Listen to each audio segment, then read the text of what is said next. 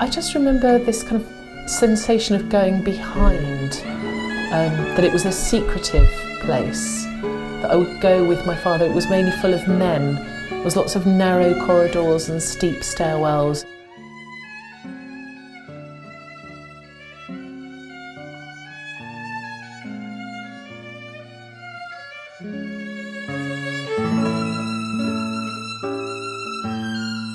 Yes, when I was a small boy, probably about 5 years old, my father used to take me up some days to his workshops. He came to this country from Antwerp in 1915, I think, and he at first worked in Hatton Garden, then he formed a partnership, and in 1920 he opened his own workshop.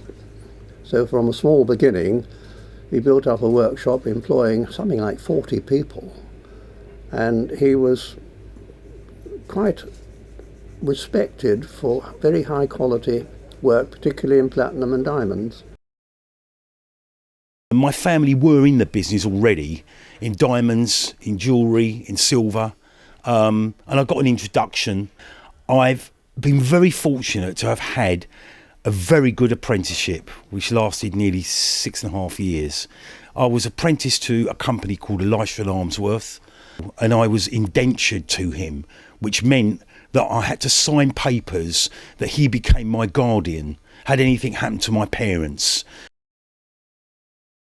There's 3 generations of my family who have worked in Hatton Garden, starting with my grandfather, who was a watchmaker and antique dealer.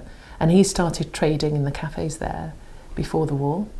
And he had 3 sons who all grew up to be antique dealers and jewellers as well. And were all trading there and then working in different shops. And then my father and his brother both set up their own businesses in Hatton Garden.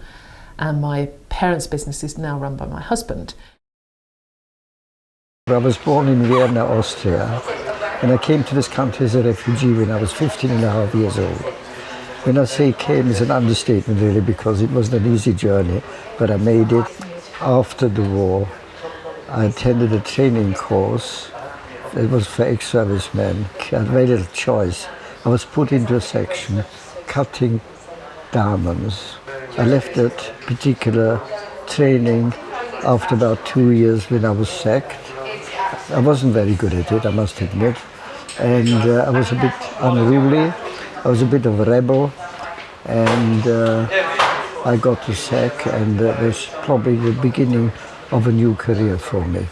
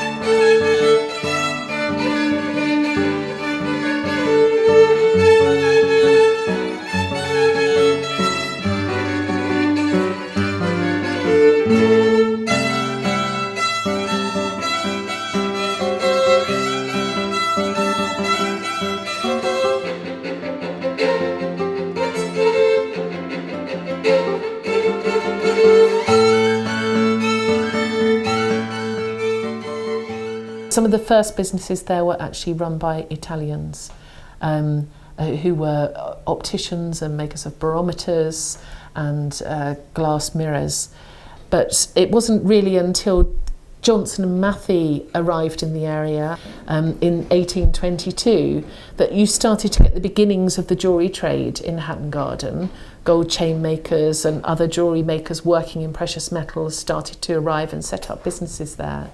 When diamonds arrived in the area in the 1870s, which was connected to the discovery of the Kimberley diamond fields in South Africa. From that point onwards, really I'd say from the 1890s onwards, Hatton Garden became the most important diamond trading centre in the world. And from there followed all the diamond setters and polishers and dealers and traders. They all arrived from all over Europe, all over the world. They came to Hatton Garden, and it very, very quickly became the centre of jewellery manufacturing and diamond dealing. There was a huge influx of Jewish refugees that kind of boosted the trade, and that were coming here because it had already been established. And in 1939, when the war came, I decided I wanted to be an artist. I was 16. I told my father. He said, OK, if you don't want to be a jeweller, you can be an artist. So he said, go and get yourself a job. So I applied for a job at a studio and I got it. I never started it because the war broke out and the studio closed down. So my father said, right, you're in the workshop now. And I was.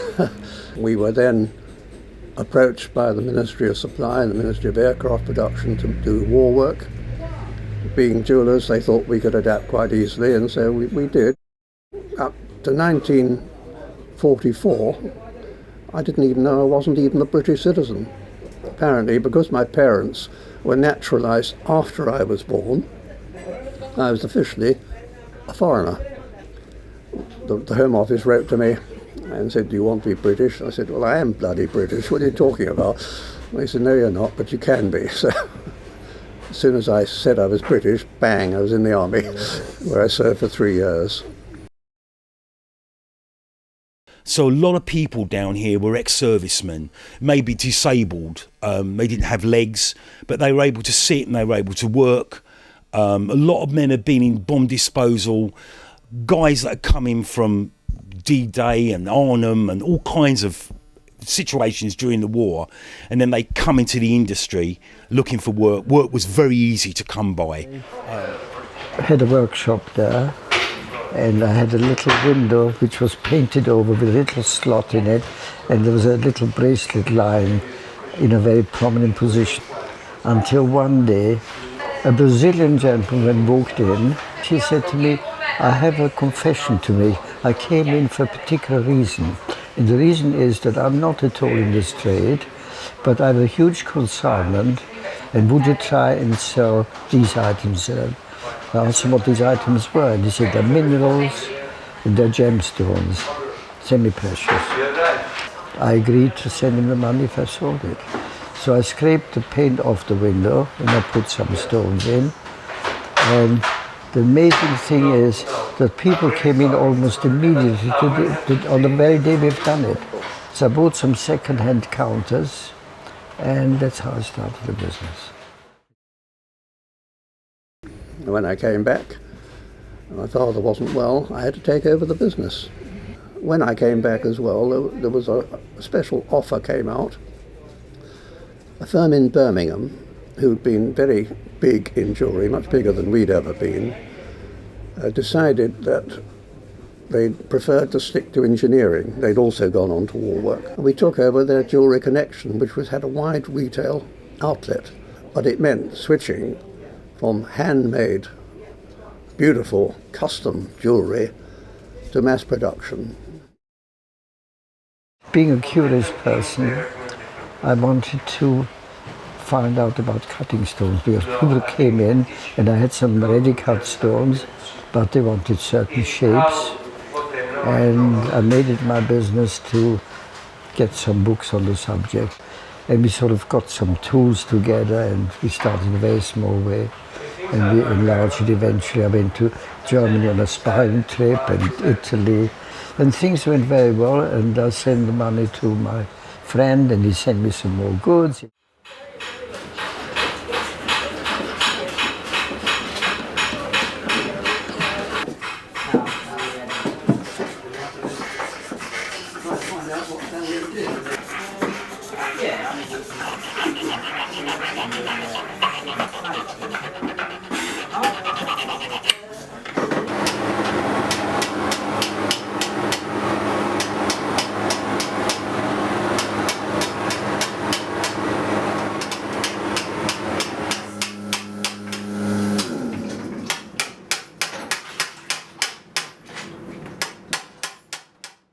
In diamonds you have about 24 colours from yellow to white, or to different shades, and if you're one grade out, that's 20% off the price. If If you're 1 grade of purity out, that's another 20% off the price. So you've got to do it pretty accurately. There are lots of people talk about going to places like Mrs. Cohen's Kosher Cafe, which was where first diamond trading was happening, and there they could connect, with other Jewish refugees who maybe had similar stories or experiences to them. What we used to see quite a lot that we see less now is people doing their business on the street. So they would meet for a coffee, and it would look very dodgy. It would look like almost like drug deals, people pulling out little bits of paper over a cup of coffee and swapping it for a brown envelope and this and that. I mean, these were all refugees who'd escaped initially out of Holland into Belgium, and then they migrated to London. And so initially most of the traders were non-English speaking. A number of traders got together, and in the end it became very exclusive. It became a sort of a secret enclave that only what they called post members could go in there. And it was very smoke-filled. I mean, everybody smoked in those days, heavy, strong smell of coffee and coughs, and main language was German or Yiddish. Very little English was spoken. So they had to expand into bigger premises. Then there was a breakaway, the Diamond Club, as opposed to the Diamond Bourse. And eventually they merged, and they've got the 100 Hatton Garden where they are now.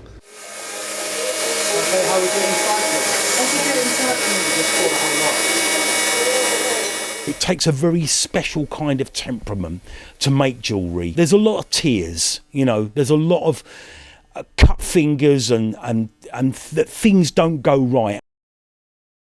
And we were taught by the old guys. And the old guys go, I know ideas that go back over 100 years, 200 years. It all started when I went to art school, which was Central School of Arts and Crafts in those days. Came out, and because I had family in the business, I went straight into an old-fashioned Victorian company. And then I started my 7-year apprenticeship. And that's how I came into the business. I did get to know quite a lot about making jewellery without actually being an apprentice. Even though I was only 10 and I was supervised, I was allowed to use a crucible and pour molten silver or gold and into ingots. Then I learned how to roll it out and draw it into wire. And I also learned how to use a centre lathe, which kept me quiet and out of the way, whilst I was turning perfectly good bits of wood into sheer rubbish, but I enjoyed it. Until one day the foreman called me into his office and said, we just had a rather big order. And I said, well, so what about it? He said, well, it's for 2,000 silver pins, silver bar brooches. I said, well, who's going to do them? He said, you are. I said, you're kidding, I can't do 2,000. He said, you can. And that was heartbreaking. I was about 3 months doing that order. I think I caused a national shortage of saw blades, and how many joints and catches I melted through badly soldering them on and melting them into a ball instead of letting them just stick where they should be, I've no idea, but anyway, we completed the order. And I got so bored with it, I was almost crying with frustration at one time. And after that, I said, please let me make something that is really jewellery. So he showed me a sheet of designs, and I picked one out, and I made it in base metal and German silver. And I've still got it to this day. I would think in Hatton Garden, when I came into the business, there would be 300, maybe 400 workshops down here. And there were thousands and thousands of apprentices running in all directions, making jewellery, delivering jewellery.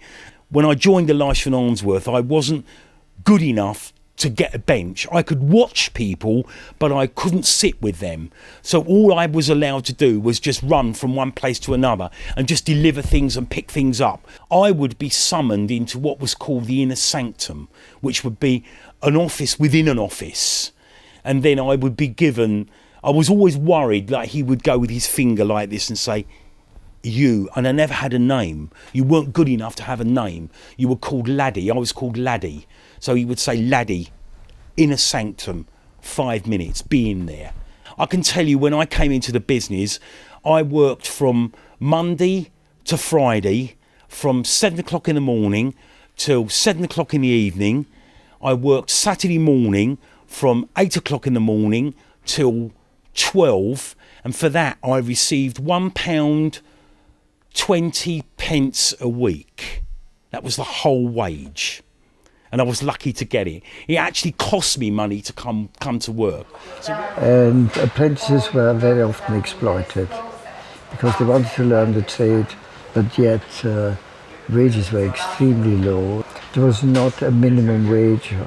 It was a different world, and the unions were not strong enough to put their foot down, and life was different. To have a job was a privilege at one stage. I left school when I was 16, and I was out of work, and my father basically said to me, Raymond, you better get a job. So I saw in those days there were jobs everywhere, and I'd already been quite artistic at school, and there was a job vacancy for a trainee jeweller in the paper, and I phoned up and went for an interview, and they gave me a job as a trainee in the diamond milling department, and they had some up-to-date equipment there that was kind of it was pneumatic and so automatic machinery, which is wow. You know, you press a button and it moves backwards and forwards on its own. So there are things like that. So it was quite exciting. But most of the time, when you're a young apprentice trainee, it's just the dog's body. You know, you do all the little jobs that nobody else wants to do. The others are all trying to earn lots of money, and they want you to fill in all the gaps and make it easier for them. So I wanted to become a fashion designer, but I wasn't very good at English. So my stepfather knew somebody in the trade. So he came round my house and looked at some of my paintings. They said I was good enough. Would I like to be a hand engraver or a melter? So I opted for hand engraving. I started as straight out of school. I came straight from school, went to one of the major manufacturers of the UK, a company called Manshaw's. From there I did day release to Sir John Cass College in design and general mounting. Did my apprenticeship there, got my indentures to go with my apprenticeship, did City and Guilds as well. Once I'd done 3.5 years with Manshaw's, I moved on to a very small company where there were just 2 people, which is where I learnt a lot of my skills from that one-to-one tuition from working from a big manufacturers. I first started in Hatton Garden when I left school at 16 years old, and I started at a place called the House of Eurowed, which was on the corner of Kirby Street. And that is where I did the main basis of my apprenticeship. I was probably there, if I remember now, for about 3 years. From there I used to have a day release to Sir John Cass College, and that was also to learn engraving. But basically it was to do with more of the skills of how to use the scalpers. I started here when I was 16 for a company called Barry George Gem Setters. They took me on as an apprentice. But mainly you start off on copper, and basically from the copper you learn how to use the tools, and then you progress to setting stones into the copper, and then when you're good enough, after a few months they'll start progressing you on to jewellery. When I first came down here was 1976. I used to visit a friend of mine who was working at first in Hatton Garden, and then his employer offered me the job, and I started off as apprentice at Andrew Polishers, and then I sort of opted in and out of other jobs in Hatton Garden. I'm a gold and silversmith. I trained in Germany first at the Berufsfachschule für Glas und Schmuck Neugablon, so it's a quite thorough training, technical training and design training altogether over 3 years. Apparently I'm now one of the oldest living apprentices in the country now. And my apprentice and his apprentice after him, and now his apprentice's apprentice, you know. So there's 4 generations of apprentices. They would never say we had a studio or we were makers, and it would take them years to say, I define myself as a craftsperson. They were workers working for a wage in grubby conditions. You know, these were big, burly guys, you know, bashing out metal, getting covered in filth. All I am is a master goldsmith. We don't call ourselves unique at all. We're just workers. It's as simple as that. We're just tradespeople, and we like doing what we do, and we like making things by hand. But now when I meet the young apprentices, they are artists or makers or craftspeople. It's a very different language. It's a different way of thinking about making.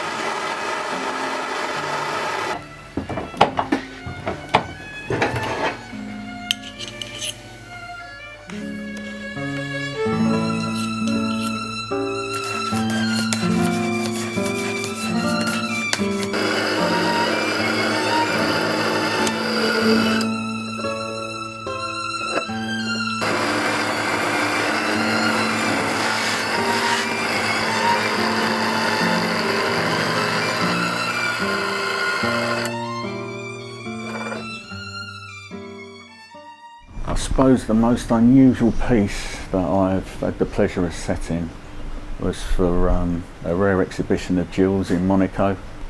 That's something I value. That was, it was a pendant, a huge pendant with 2 swans facing each other, and that was all pavé set diamonds and rubies, and the necklace was just all made out of diamonds. Yes, I remember doing a necklace. I forget the customer's name. It was an Arab man in the West End, and he had a big necklace and it was a black diamond. Don't ask me the size. I don't know what carat it was. It was a really big black diamond. That was very nervous to do, but when it was finished, I was proud. Basically, the style of hand engraving haven't changed at all. We're going back hundreds of years. But we're using our hands. We're not a machine. So if you do so many letters, no 2 letters can ever be the same. Like, well, hand engravers are like an artist. Everybody needs to be different. If we all engrave exactly the same, there would be no competition, no fun.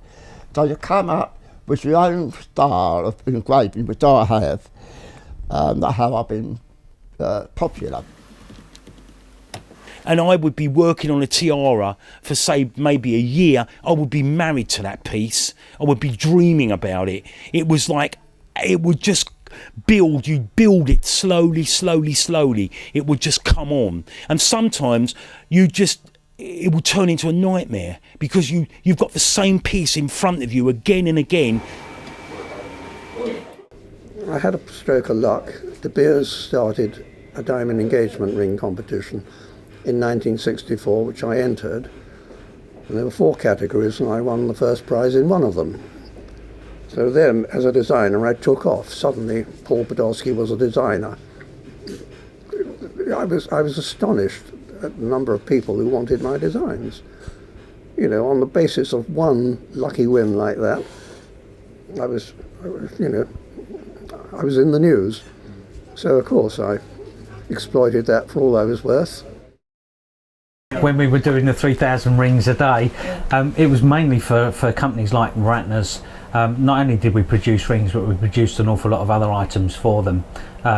It was full-on production, but he was the guy that actually was selling. I know what he said on the TV and within the press, which actually killed his business. but the business actually didn't go very far because it literally, Samuels took most of his business on. So we continued to produce that kind of amount of jewellery for quite some time, until literally most of England had got a sovereign ring and got a signet ring and a cheap pair of hoops.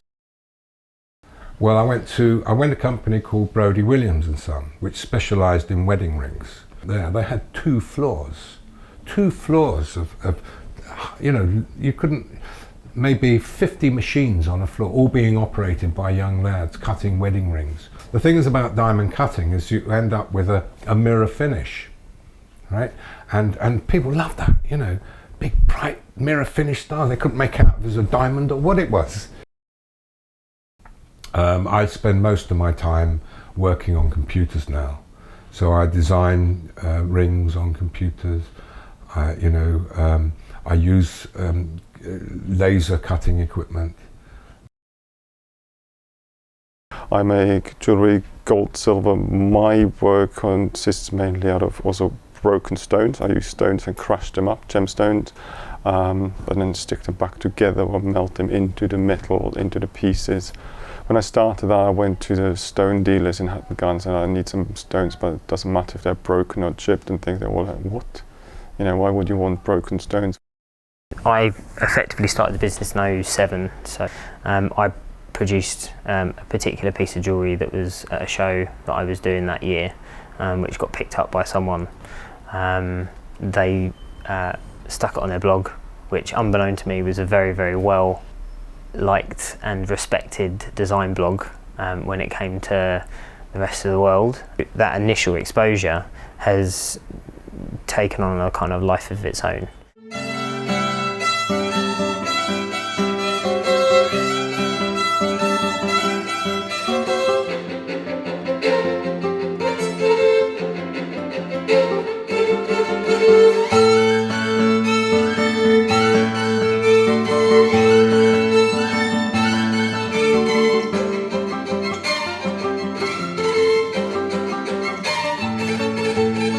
I once made a piece for my mother, a piece of jewellery which I spent weeks on, and my employer managed to get all the chaps round because we used to work in a circle. The bench was cut into a circle, so we were all facing each other. And he said he was going to make a small adjustment to it. He put it on a flat iron and he smashed it. And then he picked it up and it was a parrot. It was a gold parrot. I made a brooch for my mother.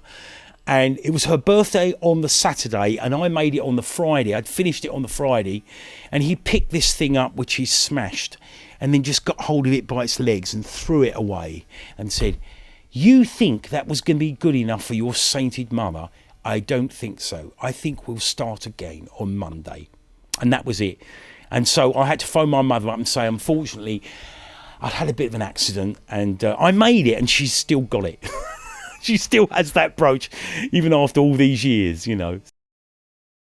And this woman came in and she said she wanted to speak to me privately. So I said, we took her to another room and she said, I believe in the power of gemstones. Well, I want to see you privately because I've been married for 10 years and I could never get pregnant. And I said, yes, but what do you want from me? I was told that if I wear a turquoise stone with a ribbon around the waist, with a stone in the front, I would be able to conceive. And I said, if that's what you've been told, I've heard that some people really, it helps them sometimes, but I can't make any comments now. I've got a stone, we drilled a hole for her and put the ribbon around her waist, and that was that. And she said, thank you very much, and left. I actually forgotten about her for a couple of months or so. And one day the shop was full of people. She burst through the door and said, thank you, I'm pregnant, and put her arms around me. And of course everybody gave me a good look. But it raised a good laugh. One of the big problems in this area was alcoholism, because there were a lot of pubs. The biggest pub, which doesn't exist anymore, was the Globe. A massive pub. A lot of jewellers, what they were okay in the morning, but after lunch they were incapable. So the chaps that I work with, all the fine jewellery was given to them in the morning, and in the afternoon they were just useless because they'd gone to the pub and just drunk too much. All life was here, really. People getting thrown out the pub, people getting thrown through the window of a pub, you know, fights, police being called. It was all, every 5 minutes there was something else going on. I would spend my summers from university working in the shop as a runner, and that's when I really started to meet some of the characters in Hatton Garden, and I suppose the one in particular who really caught my imagination was this elderly Jewish man called Isidore Mitzi.